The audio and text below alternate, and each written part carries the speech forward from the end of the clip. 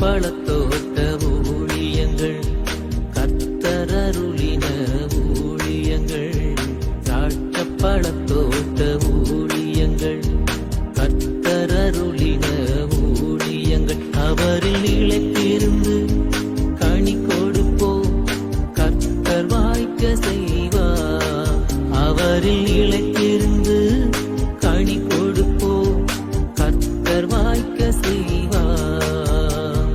துதி உமக்கே, துதி உமக்கே, துதி உமக்கே என்றுமே. சிறியவனை பொழுதிலிருந்தும் எளியவனை குப்பையிலிருந்தும் எடுத்து உயர்த்தி ராஜாக்களோடும் பிரபுக்களோடும் பந்திருக்கச் செய்கிற அருமை ஆண்டவர் இயேசு கிறிஸ்துவின் இனிதான நாமத்தினாலே இந்த சத்தத்தை கேட்கின்ற அனைத்து தேவனுடைய பிள்ளைகளுக்கும் என்னுடைய அன்பான வாழ்த்தல்கள். நீங்கள் கோடா கோடியாய் பெருகுவீர்களாக, உங்களுடைய பிள்ளைகள் கோடா கோடியாய் பெருகுவார்களாக என்று வாழ்த்துகின்றேன், ஆசீர்வதிக்கின்றேன். பிரித்துக்குரியவர்களே, ஒவ்வொரு நாளும் நாம் ஆண்டுடைய வார்த்தைகளை நாம் கேட்பதற்காக நாம் அழைக்கப்பட்டிருக்கின்றோம். ஆண்டவர் பலவிதமான காரியங்களை நம் இடத்துல பேசும்படியாக விரும்புகின்றார். நான் காலேஜுக்கெலாம் போயிட்டு வருவேன், ஸ்கூல்லாம் போயிட்டு வருவேன்.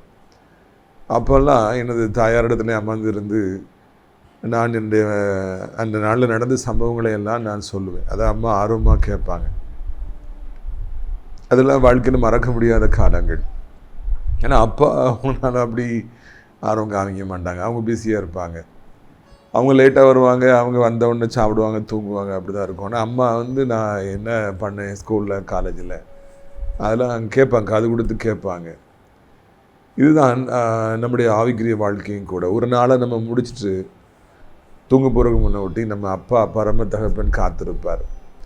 நம்ம போய் இன்றைக்கி இப்படி நடந்துச்சுப்பா, அப்படி நடந்துச்சுப்பா அப்படிலாம் சொல்லும்போது, அவங்க என்னை திட்டாங்க, அவங்க என்னை வெரி குட்னு சொல்லி சொன்னாங்க, இன்றைக்கி எனக்கு இது கிடைக்கல, இது கிடச்சி, இது ரொம்ப சந்தோஷமாக இருந்தது, இது ரொம்ப கவலையாக இருந்தது என்றெல்லாம் நம்ம ஆண்டவர்கிட்ட ஷேர் பண்ணும்போது, நம்முடைய பரம தகப்பன்கிட்ட ஷேர் பண்ணும்போது அவருக்கு ரொம்ப சந்தோஷமாக இருக்கும். ஒவ்வொரு நாளும் ஜெபிக்க மறவாதிருங்கள். ஆண்டவருக்கு அந்த நாளில் நடந்த எல்லாவற்றையும் தெரியப்படுத்த நீங்கள் மறவாதிருங்கள். நீங்கள் அப்படி ஒன்றுமே தெரியப்படுத்தாமல் தூங்கிட்டீங்கன்னா அதுக்கு பிறகு ஏசப்பா வருத்தப்படுவாங்க. அவருமா காத்திருப்பாங்க நீங்கள் பேசுவீங்களான்ட்டு. நீங்கள் பேசாமலேயே தூங்கிட்டீங்கன்னா வருத்தப்படுவாங்க. அதனால் ஆண்டவர்கிட்ட ஒவ்வொரு நாளும் தெரியப்படுத்துங்க. இந்த சனிக்கிழமை உங்களுக்கு தெரியாது எதுவும் இல்லை, மார்த்தாண்டம் 8 மணி ஜங்ஷனில் உள்ள அந்த ஒய்எம்சி ஹாலில் வைத்து நம்முடைய விடுதலை நாள் கூட்டங்கள் நடைபெறும். தேவனுடைய பிள்ளைகள் திரளாக பங்கேற்கும்படியாக அன்போடு அழைக்கின்றோம். பிரியத்துக்குரியவர்களே, அந்த 8 மணி ஜங்ஷனில் உள்ளே வந்தீங்கன்னா ரைட் சைடில் மேலே ஏறி படியில் ஏறி வாங்க. நான் உங்களுக்காக காத்திருப்பேன். கூட்டம் முடிந்தவுடனே உங்களுக்காக தனித்தனியாக அடியார் ஜெபிப்பேன். அது மாத்திரமல்ல, உங்கள் எல்லோருக்கும் மிக சிறப்பான சுவையான விருந்து வழங்கப்படும் என்பதையும் கூட மகிழ்ச்சியோடு தெரிவித்துக் கொள்கிறோம். பிரியத்துக்குரியவர்களே, நல்லா இருக்கீங்களா? டெய்லி நம்ம மெசேஜெலாம் கேட்குறீங்களா? உங்களுக்கு பிரயோஜனமாக இருக்குதா? எங்களுக்கு தெரியப்படுத்துவீங்களா? அது மாத்திரமல்ல, வெறுமனே கூட்டத்தை நடத்தி மக்களுக்காக ஜெபித்து செல்வதை விட நாம் மக்களுக்கு பிரயோஜனமாக ஏதாவது செய்ய வேண்டும். முக்கியமாக வயதான காலம் ரொம்ப கொடுமையான காலம். சின்ன வயசில் எதுனாலும் தாங்கிடலாம், ஆனால் வயசான காலத்தில் எதையுமே தாங்க முடியாது. அதனால் எப்படியாவது இந்த வயதானவர்களுக்கான முதியோர் இல்லத்தை ஆரம்பிக்க வேண்டும் என்று வெகு காலமாக எனக்கு ஆசை. தரிசனத்தை கர்த்தர் நாட்கள் நிறைவேற்றி இருக்கிறார். அடைக்கலான் குருவி, அதாவது நிறைய அடைக்கலான் குருவி வீட்டுக்குள்ளே வரும், நம்ம மேலெல்லாம் உட்கார்ந்துருக்கும், பக்கத்தில் உட்கார பயப்படாது, அது நம்மகிட்ட அடைக்கலம் தேடி வந்திருக்குது. அதே மாதிரி நிறைய அடைக்கலான் குருவிகள் இன்றைக்கு நமது முதியோரிடத்தில் தாங்கியிருக்கின்றன. அவர்களுக்காக இந்த சிறப்பான ஜெபங்களை நாம் தினந்தோறும் ஏறெடுக்கின்றோம். பல விதமான ஊழியக்காரர்களை வரவழைத்து அவர்களுக்கு தேவையானவைகளை எல்லாம் நாம் செய்கின்றோம், ஜெபத்தில் நடத்துகிறோம். ஞாயிற்றுக்கிழமை சர்ச்சுக்கு அவங்களை அழைச்சிட்டு போகிறோம். அது மாத்திரமல்ல பிரியத்துக்குரியவர்களே, நாம் அவர்களுக்காக 3 வேளை மிக சிறப்பான உணவையும் கூட, விதவிதமான உணவுகளையும் கூட அளித்து அவர்களை நாம் உற்சாகப்படுத்தி வருகிறோம். உங்களுக்கு நிறைய அந்த இடத்துல நிறைய முதியோருக்கான இடம் இருக்குது. தெரிந்தவர்கள் இருப்பார்கள் என்றால் நீங்கள் அறிமுகப்படுத்தி அழைத்து வர வேண்டும் என்று அன்போடு அழைக்கிறோம். உங்கள் வீடுகளில் நல்ல நாட்கள் வருகிற பொழுது இங்கிருப்பவர்களுக்கு விருந்தளிக்க நீங்கள் மறவாதிருங்கள். நாளை உபாகம் 7வது அதிகாரத்துக்கு நேராக பைபிளை திருப்புவோம். உபாகம் 7வது அதிகாரம் 14ஆம் வசனம் முதல்.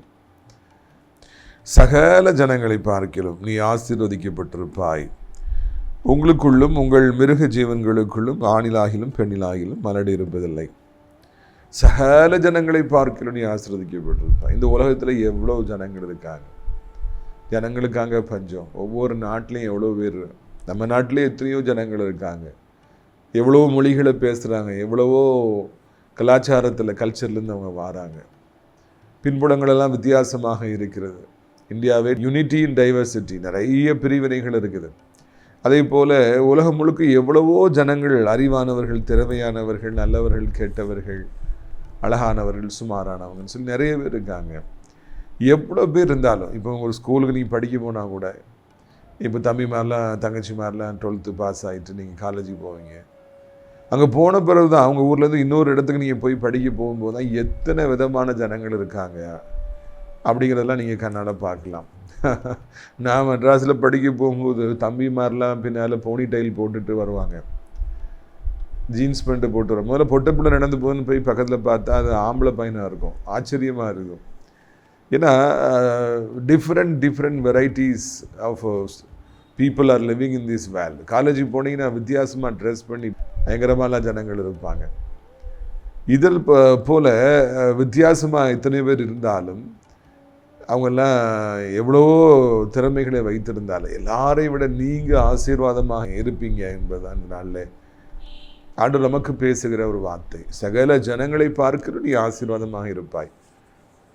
நம்முடைய வாழ்க்கை பிரயாணத்தில் ரீத்துக்குரியவர்களை நாம் மறந்து விடவே கூடாது. கர்த்தர் நம்மை எல்லாருக்கும் வாளாக்காமல் தலையாக்கி கீழாக்காமல் அவர் மேலாக வைத்திருக்கிறார் என்கிற செய்தியும் கூட உண்டு. நான் ஸ்கூலில் படித்த காலங்களாக இருக்கட்டும், காலேஜில் படித்த காலங்களாக இருக்கட்டும், எந்த ஃபீல்டில் தலையை நான் போட்டாலும் அதில் ஆண்டவர் என்னை வாளாக்காமல் தலையாக்கினார், கீழாக்காமல் மேலாக்கினார். இது அனைத்து தேவனுடைய பிள்ளைகளுடைய வாழ்க்கையிலும் வருகின்ற ஒரு அனுபவம். நீங்கள் வாளாக வேலை பார்க்குற இடத்துல இன்றைக்கி இருந்துக்கிட்டு இருப்பீங்கன்னா, உங்கள் குடும்பத்தில் நீங்கள் வாளாக இருப்பீங்கன்னா, நண்பர்கள் மத்தியில் நீங்கள் கனவீனமானவர்களாக இருப்பீங்கன்னா, கர்த்தருக்கு அது பிரியமானது கிடையவே கிடையாது.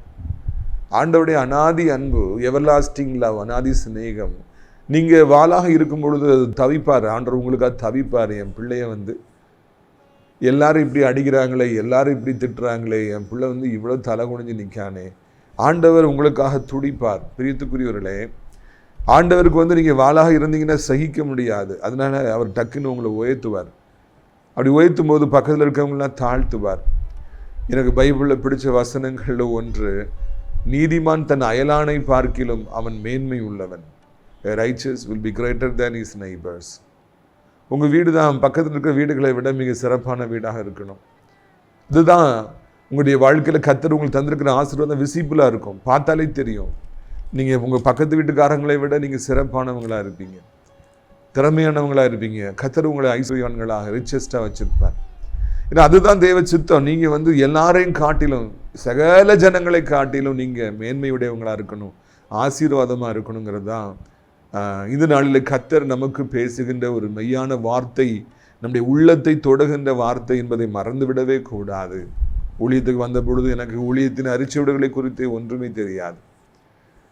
என் தகப்பன் வழியாக இருக்கட்டும், தாய் வழியாக இருக்கட்டும், யாருமே ஊழியத்தை செய்ததில்லை. எனக்கும் ஊழியத்தை குறித்து ஒன்று தெரியாது. ஆனால் ஆண்டவர் இந்த ஊழியத்தினுடைய நெளிவு சுழிவில் எனக்கு கற்றுக் கொடுத்தார். எப்படி பிரசங்கம் பண்ணணும், எப்படி ஜெபிக்கணுங்கிறத கற்றுக் கொடுத்தார். எப்படி பிசாசுகளை விரட்ட வேண்டும் என்று கற்றுக் கொடுத்தார். பிசாசுகளை கூட விரட்டிடலாம், சில நேரங்களில் மனிதர்களை விரட்ட முடியாது. சாட்சிகளை விட மனிதர்கள் மோசமானவங்களாக இருப்பாங்க, அவங்களெல்லாம் எப்படி டீல் பண்ணுங்கிறத ஆண்டவர் கற்றுக் கொடுத்தார். ஒன்று பிசாசு மேனேஜ்மெண்ட்டு, ஊழிய மேனேஜ்மெண்ட்டு, செய்தி மேனேஜ்மெண்ட், இன்னொன்று கூட இருக்கிறவங்கள அந்த மனிதர்களுடைய பொல்லாத மனிதர்களுடைய மேனேஜ்மெண்ட்டுன்னு சொல்லி ஆண்டவர் வைத்திருப்பார். எல்லாத்தையும் கற்றுக் கொடுத்தாருங்க. எங்கே போனாலும் தேவனுடைய பிள்ளைகளுக்கு எல்லாத்தையும் கற்றுக் கொடுப்பவராக இருப்பார், எல்லோரையும் கீழ்ப்படுத்துபவராக இருப்பார். இஸ்ரவேல் புத்திரர்கள் 40 வருட வனாந்திர பாதையிலே அவர்கள் பிரயாணப்பட்டு கர்த்தரால் தங்களுக்கு வாக்குத்தத்தம் பண்ணப்பட்ட அந்த இன்ப கானான் தேசத்திற்குள்ள அவர் நுழைகிற வரைக்கும் நிறைய ஜாதியார்கள், புற மக்கள் அவர்களை பகைச்சாங்க. அவனுடைய பேர்கள்லாம் பாருங்கள், எமோரியர்கள், ஏவியர்கள், எபூசியர்கள், கிர்காசியர்கள், பெரிசியர்கள், கானானியர்கள், அமலேக்கியர்கள், மீதியானியர்கள், மோவாபியர்கள் என்று எத்தனையோ மக்கள் அவர்களை பகைச்சி அவர்களை அழிக்கணும்னு நினச்சாங்க. ஆனால் அவர்கள் எல்லாரையும் விட இஸ்ரவேல் ஜனங்கள் எப்பொழுதுமே மேலானவர்களாக இருந்தாங்க. எகிப்தியர்கள் அவர்களை அடிமைகளை வச்சுருந்தாங்க. ஆனால் காலப்போக்கில் கர்த்தர் அவங்கள தாழ்த்தி, எகிப்தியர்களை தாழ்த்தி இவர்களை உயர்ந்த இடத்துல வச்சுருந்தார். இதுதான் அன்றைக்கு என்ன நடந்ததோ அதுதான் இப்பவும் நடக்குங்க. நீங்கள் எங்கே போனாலும் சரி, என்ன வேலை பார்த்தாலும் சரி, எப்படிப்பட்ட நிலைமையில் இருந்தாலும் சரி, கர்த்தர் உங்களை மேன்மையானவர்களை வைத்திருப்பார் என்பதில் சந்தேகம் கிடையாது. தம்பிமார்கள், தங்கச்சிமார்கள்லாம் நீங்கள் படிக்க ஆரம்பிக்கும் பொழுதே இந்த வசனத்தை நீங்கள் பிடித்து கொள்ளுங்கள். சகல ஜனங்களை பார்க்கிலும் நான் விசேஷித்தமானவனாக இருப்பேன். தானியேல் எல்லாரையும் விட 10 மடங்கு சமர்த்தனாக இருந்தார். தாவீது ஒரே ஒரு கோலாங்கல்லினாலே கோலியாத்தை அடித்தார், வீழ்த்தினார். எப்பேற்பட்ட சொப்பனத்திற்கும் அர்த்தம் சொல்லுகிறவராக யோசேப்பு இருந்தார். இந்த மாதிரி விசேஷித்த கிருபைகள் எனக்கு தாருங்கப்பா, நான் மேன்மையாக இருக்கணும், உங்களுடைய வசனம் பொய்யா போகக்கூடாது சொல்லி ஜெபம் பண்ணுங்க. அப்பொழுது கர்த்தர் உதவி செய்வார். அதே வசனத்துடைய பின்பகுதியை பாருங்க. உங்களுக்குள்ளும் உங்கள் மிருக ஜீவன்களுக்குள்ளும் ஆணிலாகிலும் பெண்ணிலாகிலும் மலடு இருப்பதில்லை. அங்கே ஆண்டவர் இன்னொரு வசனத்தை கொடுக்குறார். உங்களுக்குள்ளே, அதாவது ஏசப்ப பிள்ளைகளுக்குள்ளே, விசுவாசிகளுக்குள்ளே ஆணிலாகிலும் பெண்ணிலாகிலும் மனிதர்களுக்குள்ளும் மிருகங்களுக்குள்ளும் மலடு என்று ஒன்று இருப்பது இல்லை. இது தேவன் தருகிற மிகப்பெரிய ஆசீர்வாதம். அப்பந்தான் தேவனுடைய பிள்ளைகள் இந்த பூமியில பெருக முடியும், இஸ்ரவேலர்கள் பெருக முடியும்னு சொல்லி ஆண்டவருக்கு நல்லா தெரியும். சென்னையில் படிப்பெலாம் முடிச்சுட்டு ஊருக்கு வந்த புதுசில் என்ன ஊழியம் எனக்கு ஆண்டவர் வச்சுருக்காருன்னு சொல்லி தெரியாமல் கொஞ்ச காலம் எல்லா ஊழியங்களுக்கும் போவேன். எந்த ஊழியத்துக்கு கூப்பிட்டாலும் போவேன். அப்போது வெளிநாட்டிலேருந்து ஒருத்தர் வந்திருக்கார் அப்படின்னு சொல்லிட்டு என்னை அவருக்கு டிரான்ஸ்லேட்டராக கூப்பிட்டாங்க. நான் மெட்ராஸ்லேருந்து வந்து இங்கிலீஷில் அந்த ஆக்சென்ட்டோட பயங்கரமாக பேசுகிறதுனால சரி கிறிஸ்டோபரை கூப்பிடுங்க அப்படின்னு சொல்லி டிரான்ஸ்லேட் பண்ணுறது கூப்பிட்டுருந்தாங்க. அப்போ இங்கிலாந்துலேருந்து ஒருத்தர் வந்திருந்தார், பந்தாவாக இருந்தார். அவருக்கு டிரைவராக ஒருத்தர் இருந்தார், என்னை டிரான்ஸ்லேட்டராக கூப்பிட்டுருந்தாங்க. அப்போது நான் அந்த டிரைவரை பார்த்து சொன்னேன், ஹிஸ் ஒய்ஃப் இஸ் பேரன் அப்படின்னு. அவருடைய மனைவி குழந்தை இல்லாமல் இருக்கிறாங்க 10 வருஷமா அப்படி சொல்லி நான் சொன்னேன். உடனே அவர் பேரன், இஸ் ஒய்ஃப் இஸ் பேரன் அப்படின்னோடனே, ஏன் அவங்க ஒய்ஃப் ஏன் பேரனாக இருக்கணும், அவங்க பேரனாக இருக்கலாமே, இவர் பேரனாக இருப்பார், ஒரு வேளை அவருடைய மனைவி மலடல்ல இவர் கூட மலடாக இருக்கலாம் அப்படின்னு சொல்லி அவர் சொன்னது எனக்கு இன்னத்துக்கும் ஞாபகத்துக்கு வருது. பெண்கள் ஒரு சிலர் குழந்தை பிறக்க முடியாமல் இருக்கிறாங்க. ஆண்களில் அநேகர் குழந்தை பிறப்புக்கு அதில் நிறைய குழப்பங்கள் அவர்கிட்ட இருக்குது. மிருகங்களாக இருக்கட்டும், மனிதர்களாக இருக்கட்டும், இயேசுவை என்றைக்கு ஏற்றுக்கொள்கிறோம் அன்றைக்கு இனப்பெருக்கத்தில் குழந்தைகளை காலாகாலங்களில் பெற்றுக்கொள்வதில் கர்த்தர் நமக்கு எந்த பிரச்சனையும் இல்லாதபடிக்கு நம்மை ஆசீர்வதிப்பார். நாம் ஆசீர்வாதமாக இருக்கோம் அப்படின்னாலே நம்முடைய சந்ததி பெருகிக்கிட்டே இருக்கும். உங்களுடைய பிள்ளைகளுக்காக இன்றைக்கி கண்ணீரோடு இருக்கீங்களா? திருமணமாகி 5 வருஷம் ஆயிடுச்சு, 10 வருஷம் ஆயிடுச்சு, 15 வருஷம் ஆச்சு, 20 வருஷம் ஆச்சு, 25 வருஷம் ஆச்சுங்க, இன்னும் எனக்கு குழந்தை இல்லைன்னு சொல்லி சொல்கிறீங்களா? இந்த வசனத்தை பிடிச்சு கொள்ளுங்க. ஆணிலாகிலும் பெண்ணிலாகிலும் மலடு என்று ஒன்று இருப்பதில்லை. What a wonderful promise. கர்த்தருடைய பிள்ளைகளாக நீங்கள் மாறிட்டீங்க, காணியாச்சுக்குள்ளே வந்துட்டீங்கன்னா மலடாக இருக்கவே முடியாதுங்க. நீங்கள் நிச்சயமாக பெருகும்படியாக கர்த்தர் உதவி செய்வார். இன்றைக்கு ஃபெர்டிலிட்டி சென்டருக்குள்ள இந்த கருத்தரிப்பு மையங்களில் எவ்வளோ கூட்டங்கள் வருகிறது, எவ்வளோ பணத்தை இழந்து போகிறாங்க. இந்த வசனத்தை நீங்கள் பின்பற்றுவீர்கள் என்றால் ₹1 கூட நீங்கள் பின்பற்றுங்கிற அவசியம் இல்லை, இழக்கணுங்கிற அவசியம் இல்லை. எதுலேயுமே நீங்கள் வெக்கப்பட்டு போடுங்கிற அவசியம் இல்லை, உடம்பை ஊசியால் குத்துணுங்கிற அவசியமே இல்லை. ஆண்டவர் இயற்கையாகவே உங்களுக்கு நல்ல சந்ததியை தருவாருங்கிற நல்ல செய்தி இந்த இடத்துல ஆண்டவர் இந்த நாளில் நம்ம இடத்துல கொடுக்குறார். குழந்தைக்காக காத்திருக்கிறீங்களா? குழந்தை இல்லாதனால அதிக நிந்தையை நீங்கள் அனுபவிக்கிறீங்களா? தலை தூக்க முடியல, எங்கேயுமே நீங்கள் போக முடியலையா? அப்படி தாங்க வாழ்க்கை. குழந்தை இல்லைன்னா எங்கேயுமே போக முடியாது. ஆண்களை விட பெண்கள் அதிகமாக பாதிக்கப்படுவாங்க. ஆனால் இந்த வசனத்தை பிடிச்சு நீங்கள் ஜெபிச்சு பாருங்கள், நிச்சயமாக உங்களுக்கு ஆண்டவர் குழந்தையை தருவார் என்பதில் சந்தேகமே கிடையாது. பிரியத்துக்குரியவர்களே, நீங்கள் கவனிக்க வேண்டும், இங்கே ஆண்டவர் தொடர்ந்து நம்மோடு பேசுகிறவராக இருக்கிறார். மிருக ஜீவன்களில் கூட மலடுன்னு ஒன்று இருக்காதான். நம்ம ஊழியத்தில் நிறைய பேர் டிவி பார்த்து நம்மோடு இணைஞ்சிருக்காங்க. நிறைய பேர் மாடு வளர்ப்பாங்க. ஒரு மாடு 40,000, 60,000, 70,000 வரைக்கும். அநேக நேரங்களில் அவ்வளோ விலை கொடுத்து வாங்கிட்டு வந்த மாடு சேனை பிடிக்கிறது இல்லை, கருத்தரிக்கிறது இல்லை. பாஸ்டர் ஜெபம் பண்ணுங்க. இயேசு கிறிஸ்துவின் நாமத்தில் சொல்லுகிறேன், நீங்கள் ஆடுகளை வைத்திருப்பீர்கள், மாடுகளை வைத்திருப்பீர்கள். இந்த வசனத்தை அந்த மாடுகள்லாம் தங்கிருக்கிற இடத்துல எழுதி போடுங்க. நிச்சயமாக அவைகள் கருப்பிடிக்கும்படியாக கர்த்தர் உதவி செய்வார். ஏற்றுக்குரியவர்களே, இந்த நாளிலே ஆண்டவர் அநேகரை இந்த வசனத்தை கேட்கிற பொழுதே அவர்கள் கற்பந்தரிக்கும்படியாக அவர் இறங்க போகிறார். ஆண்டு நாமத்திற்கு மகிமை உண்டாகட்டும். பாருங்கள், அடுத்த வசனம் நல்ல வசனம். கர்த்தர், அதாவது 15ஆம் வசனம், கர்த்தர் சகல நோய்களையும் உன்னை விட்டு விலக்குவார். உனக்கு தெரிந்திருக்கிற எகிப்தியரின் கொடிய ரோகங்களில் ஒன்று உண்மையில் வரப்பண்ணாமல் சகல நோய்களையும் முன்னே விட்டு விளக்குவார். அடுத்தாப்புல தேவனுடைய பிள்ளையாக நம்ம இருந்தோம்னா மிகப்பெரிய ஒரு ஆசீர்வாதம் நமக்கு கொடுக்கப்படுகிறது.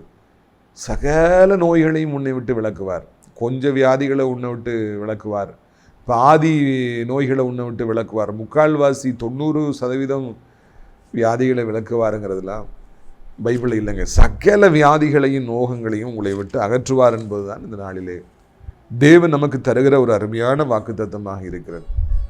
இன்றைக்கி டாக்டர்ஸ் நல்லா ஒர்க் பண்ணுறாங்க, ரொம்ப டெடிக்கேட்டடாக இருக்கிறாங்க. நான் ரொம்ப இம்ப்ரெஸ் ஆகிறேன். நிறைய டாக்டர்ஸ் அநேகருடைய உயிரை காப்பாற்றியிருக்கிறாங்க. ஆனால் அதில் கவனிக்க வேண்டிய விஷயம் என்னவென்றால், ஒரு சில வியாதிகளை யாராலும் காப்பாற்றவே முடியாது, சரியாக்கவே முடியாது, எங்களால் ஒன்றுமே செய்ய முடியாதுன்னு சொல்லிடுவாங்க.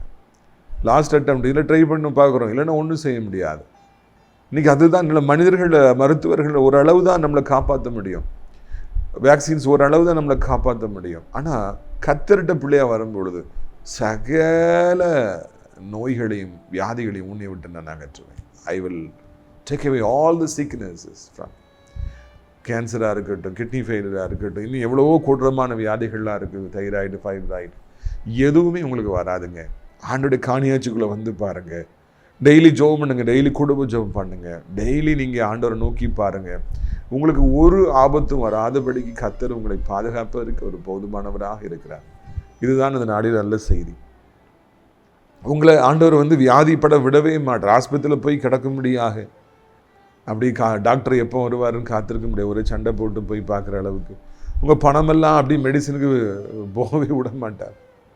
ஒரு சிஸ்டர் ரொம்ப ஊழியத்தில் வந்தாங்க. அவங்க ரொம்ப பிசாசு பிடியில் அலக்கழிக்க போடுவாங்க. அப்போது ஆண்டவர் அவங்களுக்கு அற்புத சுகத்தை நம்முடைய ஊழியத்தின் மூலமாக கொடுத்தாரு. அந்த பேய் ஓடி போயிடுச்சு. அப்புறம் அவங்கள்ட்ட நான் பேசும்போது அவங்க சொல்லுவாங்க, பிரதர், நான் உங்கள் ஊழியத்துக்கு வர்றதுக்கு வரைக்கும் 20,000 ரூபாய் நான் மாத்திரை வாங்கி சாப்பிடுவேன், மாதம் 20,000. அவங்களே ரொம்ப கஷ்டப்பட்டவங்க, அவங்க ஹஸ்பண்டு பணம் ஏறுறவங்க, அவங்க பிள்ளைங்கள்லாம் படிச்சுக்கிட்டு இருந்தாங்க. 20,000 ரூபாய்க்கு மாத்திரை சாப்பிட்டா தான் நான் வாழ முடியும். என்றைக்கு உங்கள்கிட்ட வந்தேனோ நீங்கள் ஜெபம் பண்ணி விட்டீங்களா, அதுக்கப்புறம் நான் மாத்திரையே சாப்பிட்றதில்ல. இது ஒரு அற்புதமான சாட்சி அல்லவா? சாசு ஓடி போயிட்டு ஆண்டு சுகம் கொடுத்தார், நம்மகிட்ட வந்தாங்க. இப்போ அவங்க மாத்திரையே சாப்பிட்றதில்ல. நம்ம ஊழியத்தில் ஜோசப் பண்ணி இருக்காங்க, கூட்டங்கள்லாம் அவங்க பாடுறத நீங்கள் பார்த்துருப்பீங்க. அன்னூர், கோயம்புத்தூர் அன்னூர், ஊட்டிக்கு பக்கத்தில் இருக்காங்க. அவங்க ஒரு துன்மார்க்கமான வாழ்க்கையை வாழ்ந்தாங்க. பயங்கரமாக குடிப்பாங்க. ஒரு நாளைக்கு 5,000 ரூபா 6,000 ரூபாய்க்கு குடிப்பாங்க. சிகரெட்டாக பல பாக்கெட் குடிப்பாங்க. கெட்ட வார்த்தையாக பேசுவாங்க. பல தவறான வாழ்க்கை, பல தவறான காரியங்கள். மகளுக்கு ஒரு நாளிலே ஆண்டவர் ஒரு பிரச்சனையை அனுமதித்தார். தொலைபேசியில் அடியார் ஜெபிக்கிற பல மைல்களுக்கு அப்பால் இருந்து தூக்கி வீசப்பட்டு என் மகள் சுகம் அடைகிறாங்க. அந்த ஒரு காரியம் அவர்களை பாதித்தது. ஆண்டவரை சொந்த ரட்சகராக ஏற்றுக்கொள்கிறார், நம்முடைய ஊழியத்திற்கு தன்னை அர்ப்பணிக்கிறார். அப்போது அவங்களுக்கு நிறைய கொலஸ்ட்ரால், நிறைய ப்ரெஷர், நிறைய சுகர்லாம் இருந்துச்சு. அப்போது அந்த பாவ பழக்கங்களால் கறி சாப்பிடக்கூடாது, அது சாப்பிடக்கூடாது, இதை சாப்பிடக்கூடாதுன்னு சொல்லி நிறைய ரெஸ்ட்ரிக்ஷன். இன்றைக்கி வியாதி வந்தாலும் சுகரு போடாத, காஃபியில் சுகரை போடாத, அதில் சுகரை போடாத, அது மட்டனை சாப்பிடாத, சிக்கனை சாப்பிடாத, புரோட்டாவை சாப்பிடாத. இன்றைக்கி நிறைய வியாதிகள் பெருகி இருக்கிறதுனால நிறைய ரெஸ்ட்ரிக்ஷன். ஜோசப்பனுக்கும் அதை சாப்பிடக்கூடாது, இதை சாப்பிடக்கூடாது ரெஸ்ட்ரிக்ஷன். ஒரு விஷயம் நம்ம ஊழியத்துக்கு போயிருந்தோம், வால்பாறைக்கு நினைக்கிறேன். அப்போ ஜோசப்பனும் பக்கத்தில் உட்காந்துருந்தாங்க. நல்ல மட்டனாக வச்சாங்க. அப்போ என் பக்கத்தில் ஜோசப்பனு எனக்கு எதுவும் வேண்டான்னாங்க. எதுக்கு ஜோசப்பனு அப்படின்னு சொல்லி கேட்டேன். எனக்கு எதுவுமே சாப்பிடக்கூடாதுன்னு டாக்டர் சொல்லியிருக்காங்க. நான் சொன்னேன், சும்மா சாப்பிடுங்க, நான் ஜோம் பண்ணி சாப்பிடுங்க, ஒன்றும் செய்யாது. உடனே அண்ணன் விசுவாசி சாப்பிட்டாங்க. அவங்க சொல்கிறாங்க, இன்றைக்கி வரைக்கும் நான் எல்லாம் சாப்பிட்றேன், எனக்கு சுகரும் இல்லை, கொலஸ்ட்ராலும் இல்லை, யூரியா இல்லை, எதுவுமே இல்லை, ஹைலி நார்மல் அப்படின்னு சொல்கிறாங்க. அது ரொம்ப எனக்கு ஆச்சரியத்தை ஏற்படுத்தும். 50 வயதெல்லாம் தாண்டி போயிட்டாங்க. எத்தனையோ வியாதி இருந்தது, குடித்து சரத்தை எத்தனையோ வருஷம் கெடுத்தாங்க. இன்னைக்கு இயேசு உள்ள வந்த உடனே என்னனாலும் சாப்பிடலாம், ஒரு வியாதியும் இல்லை. சகல வியாதி ஆண்டவர் விளக்குவார். இன்னைக்கு அதை சாப்பிட முடியல, இதை சாப்பிட முடியலன்னு இருக்கீங்களா, இயேசப்பாவை நீங்கள் ஏற்றுக்கொண்டு பாருங்கள், அப்படி ஆவியை பெற்றுக்கொண்டு பாருங்கள், ஒரு வியாதி உங்களுக்கு வராது. சகல வியாதிகளையும் உன்னை விட்டு விளக்குவேன். எகிப்தியர்களுக்கு வரவழைத்த வாதைகளில் ஒன்றையும் உன் மேலே நான் வரவழைப்பதில்லை. எகிப்தியர்களுக்குன்னா யார்? அவங்கெல்லாம் கர்த்தருடைய பிள்ளைகளுக்கு பகையாளியாக இருந்தவங்க, இஸ்ரவேலரை அடிமைப்படுத்தி வச்சுருந்தவங்க. இஸ்ரவேல் அழியும்னு நினைச்சவங்க அவங்களுக்கெல்லாம் அதில் அருமையாக அவர் சொல்கிறாரு பாருங்க, உனக்கு தெரிந்திருக்கிற எகிப்தியரின் கொடிய ரோகங்களில் ஒன்று உண்மையில் வரப்பண்ணாமல், அவங்களுக்கெல்லாம் பயங்கர வியாதிகளை கொடுத்தார், வாதைகளை ஆண்டவர் கொடுத்தார். அந்த வியாதிகளை ஒன்று கூட நான் உன் மேலே வரவிட மாட்டேன்ப்பா. இந்த உலகத்தில் நம்ம கேள்விப்படுறோம், அவங்களுக்கு இந்த வியாதி எந்த வியாதி, ஐயோ பயங்கரமாக இருக்குது, வியாதியெல்லாம் கேட்கும்போது பயங்கரமாக இருக்குது, ஒன்று கூட நான் உன் பக்கமாக வரவிட மாட்டேன்ப்பா. வாதை உன் கூடாரத்தை அணுகாது. இங்கிலீஷில் plague cannot come nearer your tent. நம்ம பக்கத்து வீட்டில் இருக்கவங்களுக்கு கூட வியாதி வராது, அப்படி தானே அர்த்தம். இதைத்தான் பார்க்கிறோம். ஒன்றும் நான் எதுவுமே வரவழைப்பதில்லை. அத்தோடு ஆண்டவர் அங்கே சொல்கிறார் பாருங்க, உன்மேல் வரப்பண்ணாமல் உன்னை பகைக்கிற யாவர் மேலும் அவைகளை வரப்பண்ணுவேன். அதான் ரொம்ப முக்கியமானது. யாரெல்லாம் உங்களை பகைக்கிறாங்களோ அந்த பயங்கரமான வியாதிகள்லாம் அவங்களுக்குள்ள போயிடும். இதுக்கு பைபிளில் நீங்கள் ஒரு ரெஃபரன்ஸ் உங்களுக்கு தெரியுமா? எப்படியாவது எலிசா தீர்க்கதரிசியை பார்த்து சுகம் பெறும் நாகமான்கிற குஷ்டரோகி வரார், ரொம்ப தூரத்துலேருந்து வரார். அவர் விசுவாசத்தை பார்த்து ஆண்டவர் தாழ்மையை பார்த்து அவர் சுகம் கொடுத்துட்றாரு, அந்த குஷ்டரோகம் போயிடுது. ஆனால் அவர் பின்னாலே போய் எலிசாவுடைய வேலைக்காரன் கேஹசி எனக்கு அந்த பணக்கார நாகமாட்டிருந்து ஏதாவது வேணும்னு சொல்லி ஏமாற்றி எலிசா சொன்னார்னு சொல்லி வாங்கிக்கிறார். இன்றைக்கி அப்படி தானே நிறைய பேர் இருக்காங்க. பாஸ்டர் சொன்னார் இதை செய்யுங்க, பாஸ்டர் சொன்னார் அதை பண்ணுங்க, ஐயா சொன்னாங்க இப்படி பண்ணுங்க, அம்மா சொன்னாங்க இப்படி பண்ணிருங்கன்னு சொல்லுவோம். ஆனால் ஐயா ஒன்றும் சொல்லியிருக்க மாட்டாங்க, அம்மாவும் ஒன்றும் சொல்லியிருக்க மாட்டாங்க. பாஸ்டருக்கு நடக்கிறதே தெரியாது, ஆனால் இவங்க பாஸ்டர் சொல்லிட்டாங்கன்னு சொல்லுவாங்க. அப்படி வாங்கினதுனால என்னவாச்சு தெரியுமா? கேசி கண்டுபிடிக்கப்படுகிறார். உடனே அந்த நாகமாட்டிருந்த குஷ்டம் கேயாசிக்குள்ளே போயிடுச்சு, தலைமுறையாக போயிடுச்சு. இன்னைக்கு யாரெல்லாம் நீதிமான்களை பகைக்கின்றார்களோ, ஊழியக்காரர்களை பகைக்கின்றார்களோ, யாரெல்லாம் ஊழியக்காரர்களுக்கு விரோதமாக எழும்புறாங்களோ, ஊழியக்காரனுடைய அழிவுக்க செயல்படுறோம், அவங்களுக்கு இந்த வாதைகள் அப்படியே போயிடுது. அவங்களுக்குள்ள பொல்லாத வாதைகள், கொடூரமான வியாதிகள், ஆட்கொள்ளி வியாதிகள் அப்படியே போயிடும். ஏன்னா உங்களை யார் பகைச்சாலும் அந்த மக்களை ஆண்டவர் சும்மா விடுறதில்ல. உன்னை ஒருவன் பகைப்பதற்கு முன்பதாக என்னை பகைத்தான் என்று அறிந்து கொள். தேவனுடைய பிள்ளைகளாகி உங்களை இன்னைக்கு நிறைய எதிரிகள் அப்படி பண்ணிடுவேன் இப்படி பண்ணிடுவேன்னு சொல்லி உங்களை பயமுறுத்தலாம். உங்களுக்கு தெரியாமலே உங்களை அழிப்பதற்காக நிறைய காரியங்களை செஞ்சிட்டு இருக்கலாம். அவர்களுக்குள்ள வியாதி அன்று அனுப்புகிறார், பயங்கரமான வியாதிகளை. அதை நீங்கள் பைபிள் சும்மா நினைக்காதீங்க. நீங்கள் இது கண்ணால் பார்ப்பீங்க. உங்கள் எதிரிகளுக்கு பயங்கரமான வியாதிகள் வருவதையும் அழிந்து போவதையும் கண்ணால் பார்ப்பீங்க. இது ஆண்டோடைய அதிகப்படியான அன்பை காண்பிக்கிறது. தேவன் அதிகமாய் நேசிக்கிறபடியினால்தான் இந்த வாக்குத்தை கொடுக்குறாரு, எல்லாருக்கும் கொடுக்கறது இல்லை. உண்மையான தேவ பிள்ளைகளை யார் பகைக்கிறாங்களோ அவங்கள ஆண்டவரும் பகைப்பார். முதல்ல அதை தெரிஞ்சுங்க. ஊழியக்காரனை ஒரு நாள் ஆண்டவர் விட்டு கொடுக்க மாட்டார். அவர் யார் கேவலமாக பேசுகிறாங்களோ அவங்கள பகைப்பார். பகைச்சி அவர்களுக்கு கொடூரமான வியாதிகளை உங்கள் பகையாளிகள் மேலே, உங்களை அழிக்கணும்னு நினைச்சவங்க மேலே அந்த பயங்கரமான வியாதிகள் அப்படியே டிரான்ஸ்ஃபர் ஆகும்.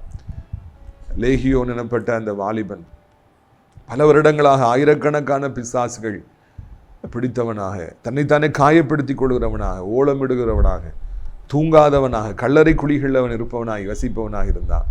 ஆனால் ஆண்டவர் அவனை சுகம் கொடுத்த உடனே அவனுக்குள்ளே இருந்த ஆவிகள் அப்படியே அந்த பன்றி கூட்டத்துக்குள்ளே போய் புகுந்துச்சு. இங்கே இருக்கிற அந்த சீற்றங்கள் அவனை கேவலப்படுத்தியது, அவனை வெக்கப்படுத்தியது, நிர்வாணமாக்கிய அந்த கொடூரமான ஆவிகள் அப்படி போய் பன்றி கூட்டத்தில் போச்சு. பன்றிகளை வேதனைப்படுத்து. சாத்தானுடைய வேலையை வேதனைப்படுத்துறது தான். உங்களை எந்த ஆவிகள்லாம் நீங்கள் வேதனைப்படுத்துதோ, எந்த பிசாசுலாம் வேதனைப்படுத்துதோ, எந்த செய்வனையின் ஆவிகள்லாம் வேதனைப்படுத்துதோ, எந்த விதமான பொல்லாத கிரியைகள்லாம் அவங்க வியாதிகளெல்லாம் உங்களை துன்பப்படுத்துகிறது, அப்படியே புறப்பட்டு போய் உங்களை பன்றிகளைப் போல வாழ்க்கை வாழ்ந்து உங்களை அழிக்க நினைக்கிறது மேலே போய் அப்படியே இறங்கி அதே வேதனை அவர்களுக்கு கொடுக்கும். கொடுத்த உடனே அந்த பன்றிகளுக்கு தாங்க முடியல, உடனே போய் அப்படியே கடலுக்குள்ளே போய் மாண்டதான். அந்த அளவுக்கு சாத்தான் உள்ள போய் அவர்களுக்கு வேதனையை கொடுத்தான். அதே போலவே உங்களை யாரெல்லாம் பகைக்கின்றார்களோ அவர்களுக்குள்ளே போய் சாத்தான் போய் இந்த வேதனையை கொடுப்பான். நீங்களோ சுகமாக வாழ்வீர்கள். ஆண்டவருடைய அன்பை பாருங்கள். அநாதி சிநேகத்தால் நம்மை நேசிக்கிறார். சகல ஜனங்களிலும் நம்மை ஆசீர்வாதமாய் வைக்கின்றார். நம்முடைய மிருக ஜீவன்களாக இருக்கட்டும், ஆணாகிலும் பெண்ணாகிலும் மலடு என்று யாருமே இருப்பதில்லை. அடுத்தாப்புல எல்லா வியாதிகளையும் உன்னை விட்டு, சகல வியாதிகளையும் உன்னை விட்டு விளக்குவேன். நான் எகிப்தியர்களுக்கு வரவழைத்த வாதைகளை ஒன்றையும் உன் மேலே வரப்படப்படுவதில்லை, உன் குடும்பத்தின் மேலே வரப்படுவதில்லை. மாறாக அதையெல்லாம் உன்னை பகைக்கிறவர் மேலே நான் அனுப்புவேன், அந்த வியாதிகளை கொடுப்பேன். செய்வனை வச்சுட்டாங்களா, உங்கள் பிள்ளைகள் பாடுபடுதான், பல மக்கள் பலதர விதத்தில் உங்களை பேசுகிறாங்களா, கேவலமாக பேசுகிறாங்களா, அமைதியாக இருங்க. இதெல்லாம் அவங்க மேலே போய் விழும். நீங்களோ சுகமாக இருப்பீர்கள். உங்களுடைய ஆசீர்வாதத்திற்காக நான் ஜெபிக்க முடிய விரும்புகிறேன். கண்களை மூடுவீர்களா? அப்பா பிதாவே, இந்த அருமையான நாளுக்காக நன்றி. அப்பா பிதாவே, வானத்துக்கும் பூமிக்கும் ஆண்டவரே, நீங்கள் தகப்பனே சோத்திரம், இந்த நாளிலும் கூட அருமையான வார்த்தைகளை பேசியிருக்கிறீங்க. சகல ஜனங்களை பார்க்கலும் எங்களுக்கு ஆசீர்வாதம், எங்களுக்கு ஞானம், எங்களுக்கு புத்தி, எங்களுக்கு சுகம் ஐயா. எல்லா வியாதிகளையும் எங்களை விட்டு நீங்கள் நீக்க போகிறீங்க. அதுதான்ப்பா உலகத்தில் மிகப்பெரிய ஆசீர்வாதம். Health is wealth. உலகத்திலே ஆண்டவரே நோயற்ற வாழ்வை, குறைவற்ற செல்வம். நாங்கள் அப்பத்தையும் தண்ணீர் வருத்தமாக சாப்பிட்றோம் வியாதியினால். உடைய பிள்ளைகள் வியாதியால் படுக்கையாக இருக்கிறாங்க, எந்திக்க முடியல, ஒன்றும் செய்ய முடியல. அவங்களுக்கு அற்புத சுகத்தை தாரும். தேவ கிருபை ஒவ்வொருவரையும் தாங்கட்டும். தேவ இரக்கம் ஒவ்வொருவரையும் தாங்கட்டும். ஆண்டவரே, இந்த அருமையான நாளிலும் கூட உங்களுடைய பிள்ளைகள் ஆண்டவர் என்ன வியாதியாக இருந்தாலும் இந்த வசனத்தை நினைத்து அவளை விட்டு இந்த வியாதியை விளக்குங்க. அந்த வியாதியை கிருமிகளை அப்படியே அவர்களை விட்டு விளக்குங்க. அந்த சீற்றத்தை பலத்தை அப்படியே விளக்குங்க. சத்துருடைய கிரியைகளை அப்படியே விளக்குங்க. சத்துருடைய பிடி தளர்ந்து போகட்டும், அவன் ஓடி போகட்டும். அப்பாலே போய் சாத்தான், பிசாசுக்கு எதிர்த்து நில்லுங்கள், அவன் உங்களை விட்டு ஓடி போவான். அந்த ஆவிகள் ஓடி போவதற்காக நன்றி ஆண்டவர். என்ன வியாதியாக இருந்தாலும் இப்போ சுகம் தாரும். உடைய பிள்ளைகள் என்ன பிஸ்னஸ் பண்ணாலும் எல்லாரையும் காட்டிலும் அவர்கள் சிறப்பாக இருக்கணும். வாழாகாமல் தலையாகணும், கீழாகாமல் மேலாகணும். நீங்கள் அப்படி செய்வீங்க. சோத்திரம். தேவகரம் ஒவ்வொருவரையும் தாங்கட்டும், தேவபலன் ஒவ்வொருவரையும் தாங்கட்டும் என்று சொல்லி கெஞ்சி மாண்டாடுகிறோம். வானத்திற்கும் பூமிக்கும் ஆண்டவரே, இந்த நாளிலும் கூட ஆண்டவரை நீண்ட காலமாய் காத்திருக்கிற பிள்ளைகளுக்கு அற்புதத்தை செய்யுங்க. ஆண்டவரை 12th ஸ்டாண்டர்ட் முடித்திருக்கிற பிள்ளைகள் நல்ல காலேஜில் சேர பண தேவையில் சந்திக்கப்பட்ட உதவி செய்யுங்க. திருமணத்துக்கை காத்திருக்கிற பிள்ளைகள், குழந்தைக்கை காத்திருக்கிற பிள்ளைகளுக்கு அற்புதத்தை செய்யுங்க. சொந்த வீடு இல்லையே, இந்த நிலம் விற்க மாட்டேங்குது, இந்த பணம் வர மாட்டேங்குது, டிரான்ஸ்ஃபர் கிடைக்க மாட்டேங்குது, விசா கிடைக்க மாட்டேங்குது, கவர்மெண்ட் ஜாப் கிடைக்க மாட்டேங்குது, எல்லாம் கிடைக்க கர்த்தர் உதவி செய்யுங்க. அப்பாவுடைய நாமத்தினாலே சத்தத்தை கேட்குற பிள்ளைகள் ஒவ்வொருவருக்கும் ஏதோ ஒரு ஆசீர்வாதத்தை தாருங்க. முக்கியமாய் வயதானவர்கள் கீழே விழுந்து விடாதபடி பத்திரமாய் பாதுகாத்து கொள்ளுங்க. வாலிபர்கள் போதை பழக்கங்கள், எல்லா கொடிய பழக்கங்களும் விடுவிக்கப்பட உதவி செய்யுங்க. அவருடைய பெற்றோர் அவர்களுக்காய் வடிக்கிற கண்ணீருக்கு நீங்கள் பதில் தாருங்க. தேசம் அமைதியாக, நாங்கள் நாடு அமைதியாக இருக்கட்டும், எந்த யுத்தமும் வேண்டாம், எல்லா மக்களும் நல்லா இருக்கட்டும், நாட்டில் உள்ள அனைத்து மக்களும் நல்லா இருக்கட்டும். முக்கியமாக ஆண்டவர் தேவனுடைய பிள்ளைகள், பாஸ்டர்ஸ் எல்லாம் நல்லா இருக்கட்டும். ஆசிரியர் திராட்சைப்பழத்தோட்ட ஒளிகளை நேசிக்கிற நம்முடைய நிகழ்ச்சிக்கு நாள்தோறும் பார்க்கிற அறிமுகப்படுத்துகிற அடைக்கலான் குறிய முதியோர்களை ஜபத்தினாலே காணிக்கிற தாங்கிற பிள்ளைகள் ஒவ்வொருவரையும் ஆசீர்வதிங்க. தேவக்கரம் தாங்கட்டும் ஐயா. ஆண்டவர் அடைக்கலான் குறிய முதியோர்கள் தங்க அநேக இடங்கள் உண்டு, அநேகர் அழைத்து கொண்டு வார ஸ்கூலு முதியோர்களை அனாதையில் ஆரம்பிக்கப்பட உதவி செய்யுங்க. இயேசுவின் மூலம் ஜெபிக்கிறோம் பிதாவே, ஆமென். என் ஆத்துமாவை கர்த்தரை சோத்திரி, என் முழு உள்ளமையுடைய பரிசுத்த நாமத்தை சோத்திரி. என் ஆத்துமாவை கர்த்தரை சோத்திரி, அவள் செய்த சகல உபகாரங்களை ஒருபொழுதும் மறவாதே. கர்த்தராகிய இயேசு கிறிஸ்துவின் கிருபையும் பிதாகிய தேவனுடைய அன்பு பரிசுத்தாவுடைய அந்யோன்யம் பிரசன்னம் உங்கள் அனைவரோடு இன்றைக்கு சதா காலங்களிலும் நிலைத்திருப்பதாக. அல்லேலூயா. God bless you.